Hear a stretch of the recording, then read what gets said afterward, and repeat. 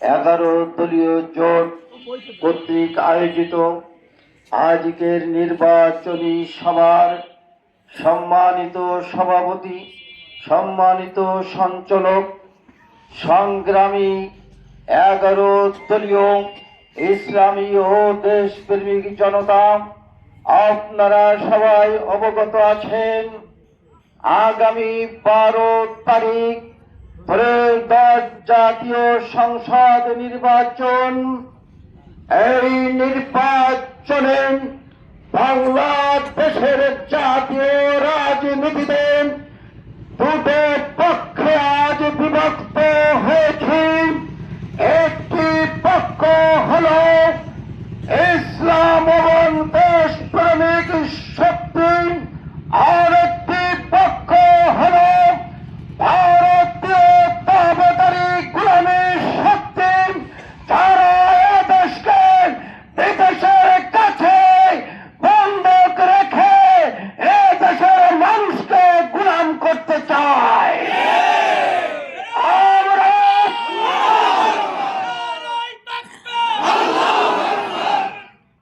আমরা তত্ত্বহীন ভাষায় বলতে চাই, জুলাই বিপ্লবের মাধ্যমে এ দেশের গোলামীর কবর রচনা করা হয়েছে। এ দেশের তৌহিদি জনতা জেগে উঠেছে, তারা বাংলাদেশে ওই শক্তির দাবিদারি মানবে না।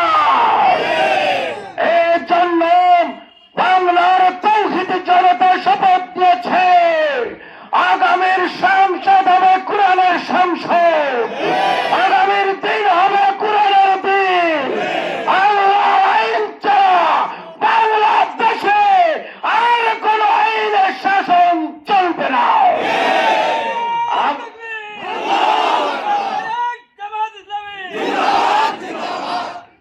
আমরা দেখেছি ইসলামের শক্তির যখন উত্থান হয়েছে, জালিম তখন মাথা খারাপ করে ফেলেছে, জালিমের মাথা গরম হয়েছে। এ দেশ থেকে ইসলামকে নির্মূল করার জন্য উঠে পড়ে লেগেছে, যার আলামত দেখেছেন শেরপুরে। শেরপুরে সুপরিকল্পিত ভাবে আমাদের থানা সেক্রেটারিকে শহীদ করা হয়েছে। আমরা বলতে চাই, মৃত্যুর ভয় আমাদের দেখিয়ে দমানো যাবে না। আমরা কোন হুমকি ধমকির তোয়াক্কা করি না। আমরা কেবলমাত্র আল্লাহর ভয়ে ভীত হয়ে তার জমিনে দিন কায়েমের মিশনে নেমেছি। বাংলার জমিনে যতদিন আল্লাহর তাওহীদের পতাকা উত্তোলন না হবে, ততদিন আমরা ক্ষান্ত হব না। এই জন্য প্রিয় ভাইরা, আপনারা কোনো হুমকি ধমকিতে চলবেন না, ভয় পাবেন না। জালিম শক্তি সবসময় দুর্বল, জালিমরা কখনো শক্তিশালী হতে পারে না। বিজয় আমাদের হবে ইনশাআল্লাহ। আবু লাহাব, আবু জাহেল, উতবা, সাইবা, ওয়ালিদ বিন মুগীরা কখনো সফল হয়নি, আল্লাহ রাসূল সাল্লাল্লাহু আলাইহি ওয়াসাল্লাম সফল হয়েছিলেন। যারা মক্কা বিজয়ের মাধ্যমে আল্লাহ রাসূল সাল্লাল্লাহু আলাইহি ওয়াসাল্লাম দেখিয়ে দিয়েছিলেন যে ইসলাম আল্লাহ প্রদত্ত শক্তি, এ মানব রচিত মতবাদের কাছে কখনো নত হতে পারে না। প্রিয় ভাইরা, আমাদের সামনে অত্যন্ত উজ্জ্বল সূর্য উদীয়মান অপেক্ষা করছে ইনশাআল্লাহ। 12 তারিখে বাংলার জমিনে ভোট বিপ্লবের মাধ্যমে বাংলাদেশে ইসলামী হুকুমত কায়েম হবে ইনশাআল্লাহ। এই জন্য এই আন্দোলনকে হুমকি ধুমকি দিয়ে মারপিট করে দমানো যাবে না, দমাতে পারবে না। আল্লাহর রহমতে 11 দলীয় জোট বাংলার জমিনে যে যেই সমস্ত প্রার্থী সেট করেছে তার তুলনা বাংলাদেশে চলে না। কারণ চরিত্র, কারো চরিত্র সুদ খোরের মতন নয়, কারো চরিত্র ঋণ খেলাপির মতন নয়, কারো চরিত্র দখলদারির মতো নয়, কারো চরিত্র চাঁদাবাজের মতো নয়, কারোর চরিত্র খুনের মতন নয়। এরা সমস্ত কলুষিত চরিত্রের ঊর্ধ্বে অপেক্ষা করছে। এই জন্য প্রিয় ভাইরা, আজকে মশিউর রহমান ভাইয়ের যে জনসভা, এটা একজন দেশপ্রেমিক এবং স্বচ্ছ চরিত্রের লোকের জনসভা। মশিউর রহমান ভাইয়ের চরিত্র সত্যিকার অর্থে ফুলের মতো পবিত্র। এটা মশিউর রহমান কোন ঋণ খেলাপি নয়, কোন জালিম নয়, কারোর উপরে কোন জুলুম করেন না। তিনি একজন সত্য চরিত্রের অধিকারী, নির্মল চরিত্রের অধিকারী। তিনি একজন শিক্ষা অনুরাগী। তিনি বারবার বাগেরহাট জেলার নির্বাচিত আমির, তিনি কেন্দ্রীয় মজলিসের সুরার সদস্য, অঞ্চল টিম সদস্য। তিনি অত্যন্ত সজ্জন ব্যক্তি। চিতলমারিতে তার কোন স্ক্যান্ডেল নাই, তার চরিত্র কোন স্পট নাই। তিনি আল্লাহকে ছাড়া কাউকে ভয় করেন না, তিনি আল্লাহর আইন ছাড়া কারো আইন মানেন না। কিন্তু আপনারা যারা ভিন্ন মত আছেন, আপনারা কি আল্লাহর আইন মানেন? আপনারা কি রসুলের তরিকা মানেন? মানেন না। আপনারা যারা ভিন্ন মত আছেন তারা আল্লাহর আইন ঘটনা দেন, বাংলার জমিনে আল্লাহর আইন কায়েম করব।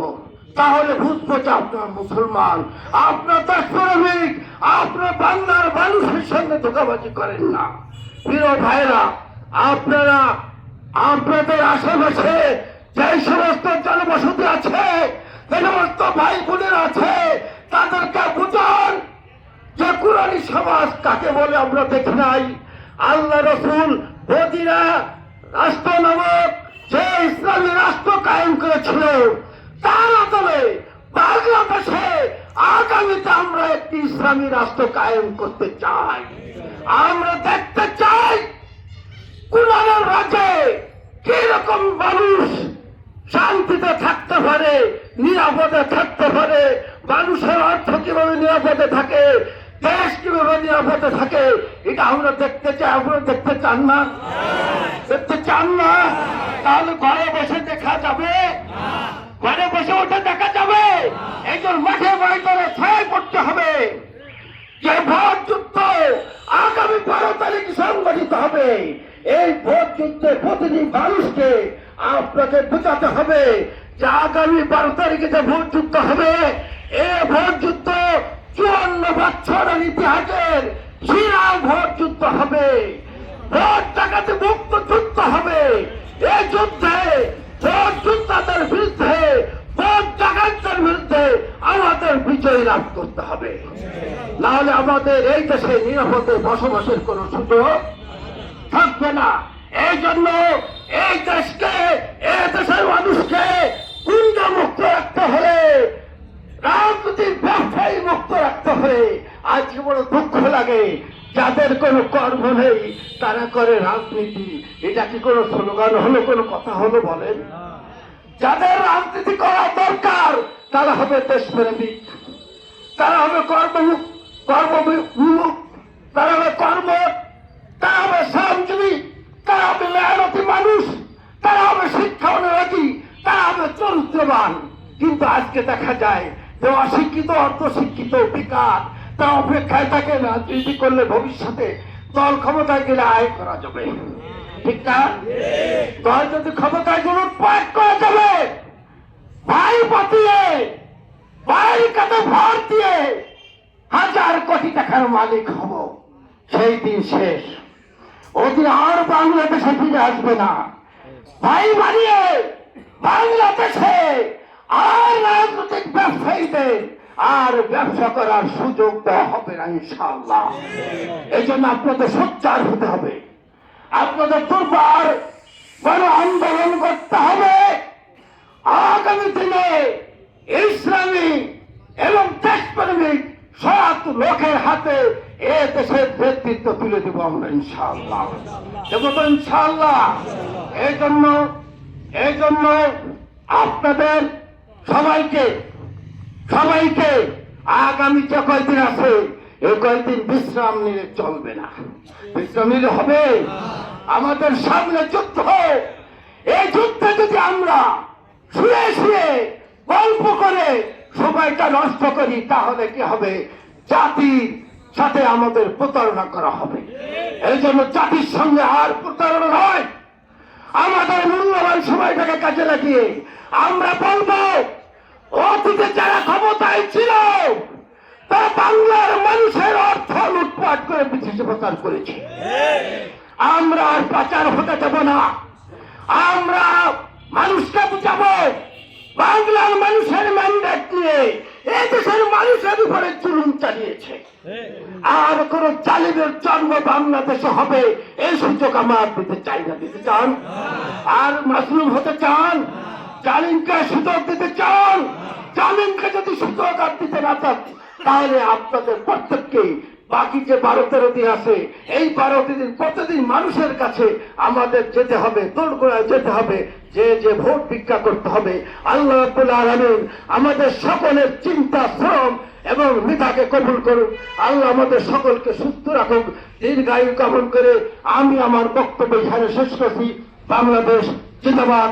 বাংলাদেশ জামাত ইসলামী সহ 11 দল জিন্দাবাদ। আসসালামু আলাইকুম ওয়া রাহমাতুল্লাহ।